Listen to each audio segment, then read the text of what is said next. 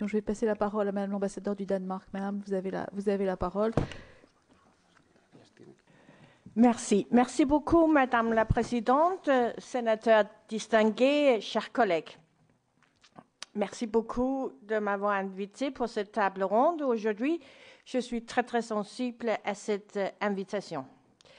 Permettez-moi, Madame la Présidente, de tenir un discours peut-être un peu atypique. Nous vivons des journées atypiques.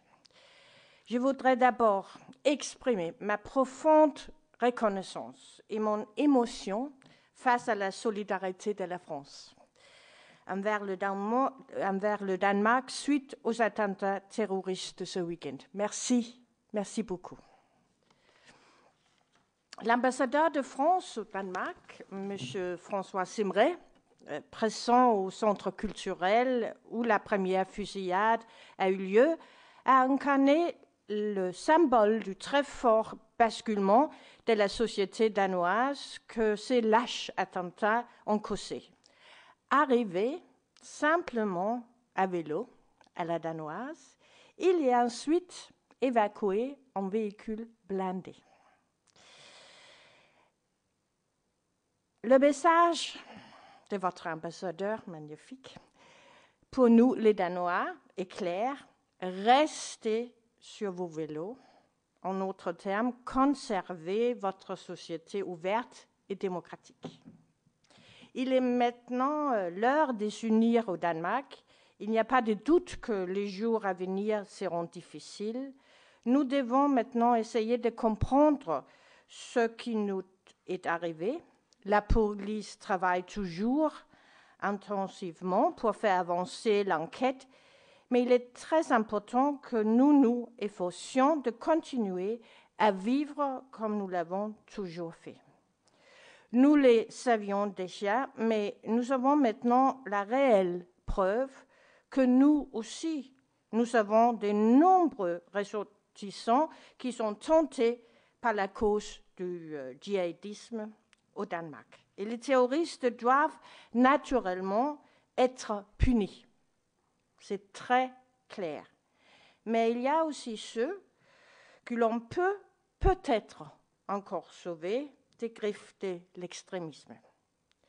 Le gouvernement danois veut tendre la main à ceux qui s'engagent sur le mauvais chemin. Nous devons leur offrir le moyen de revenir au sein de notre société.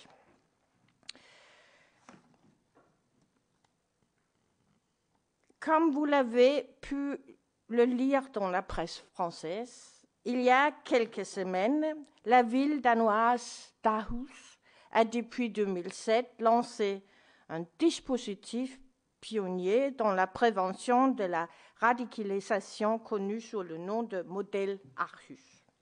Je tiens à préciser qu'il ne s'agit pas d'un remède miracle, mais simplement d'un modèle qui a réussi dans cette ville danoise de 300 000 habitants. Nous nous inspirons et apprenons continuellement des expériences des autres pays aussi pressants dans notre lutte contre le terrorisme au Danemark. Madame la Présidente, cependant, en tant que Danois, il faut se poser une question, la question du paradoxe. Un pays comme le Danemark, qui dispose d'une politique d'intégration ambitieuse, pionnière, une politique de répression tout à fait efficace, une économie en règle, avec par exemple un taux de chômage très bas, y compris parmi les jeunes, ce pays rencontre malgré cela une crise causée par les caricatures en 2005. Ce pays connaît malgré cela le troisième nombre le plus élevé de ressortissants allant combattre proportionnellement à sa population, foreign fighters. Ce pays est malgré cela la cible des sanglants attentats, comme nous venons d'en faire l'expérience. Pourquoi? Bien entendu, c'est une question que nous nous posons tous et depuis quelque temps et qui nous revient encore et encore. Il n'existe pas de réponses formelles, même officielles, mais j'aimerais vous décrire, à titre tout à fait personnel, mon pays dans sa structure de base. Car dans cette description se trouvent peut-être des éléments de réponse. Permettez-moi de porter votre attention sur 2 points en particulier, le libéral et l'implicite. Le Danemark est un pays extrêmement libéral, pas dans le sens de l'orientation politique, même les sociodémocrates sont libéraux chez nous, mais en tant que philosophie de la vie. Notre constitution s'apparente plus à un texte poétique que juridique. Comparé à la plupart des autres pays, notre législation est minime. Et quand nous légiférons, ce n'est délibérément jamais dans le détail, mais plutôt des grandes lignes d'orientation, sauf bien sûr lorsqu'il s'agit de législation de l'Union européenne. Mes excuses. Au Danemark, quasiment tout est permis. Au Danemark, on a le droit d'être nazi, fondamentaliste, fou. Pourquoi?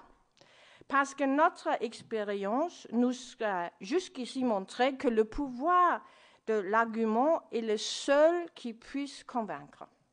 Et seulement en convainquant dans un débat libre, et chez nous, c'est un débat très, très libre, même quelquefois rude. Vous avez tout peut-être regardé Borgen, c'est du Shakespeare, c'est du Macbeth chez nous au Danemark. Mais seul dans un débat libre que les gens, par eux-mêmes, vont choisir le Danemark. Nous avons 2 expressions qui résument cette mode de vie, tous 2 formulés par un des pères de notre Constitution, un prêtre et poète. Il s'appelle Frederik Grundtvig, en danois. Frihed for Loke, såvel som for Thor. Ça veut dire liberté à Loke autant qu'à Thor, 2 divinités nordiques symbolisant le mal et le bien. Le mal a tout autant que le bien le droit d'exister. Le deuxième est menneske først, kristen dernæst, humain d'abord, chrétien ensuite. C'est ainsi que la version danoise du christianisme devient l'humanisme. Le second trait de caractère est plus difficile à décrire. La culture danoise est implicite.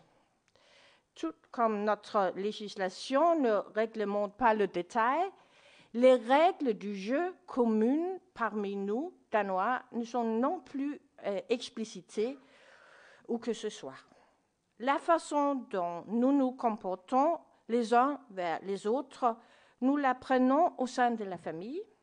Et dès le plus jeune âge, en garderie, c'est très jeune, c'est à partir de 6 mois, crèche ou maternelle, et jusqu'à l'école. Nous l'apprenons à travers le jeu. L'âge moyen d'entrée à l'école des enfants danois est de 7 ans pour les filles, ou à 8 ans pour les garçons, ils sont un peu plus tardives. Nous l'apprenons de plus à travers une éducation où les compétences sociales occupent la place centrale. Non pas qui est le meilleur élève, mais qui est le meilleur camarade. Les écoliers travaillent en groupe, les doués et les faibles côte à côte.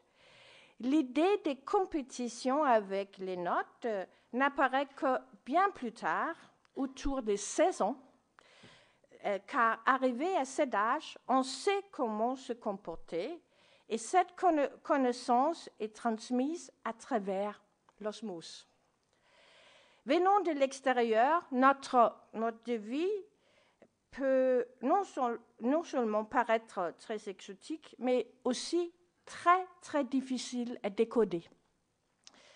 Un exemple pourquoi nous tutoyons-nous au Danemark Et nous appelons-nous tous par notre prénom, même avec Sa Majesté la Reine, Margrethe, tout en étant extrêmement pudiques vis-à-vis de notre vie privée.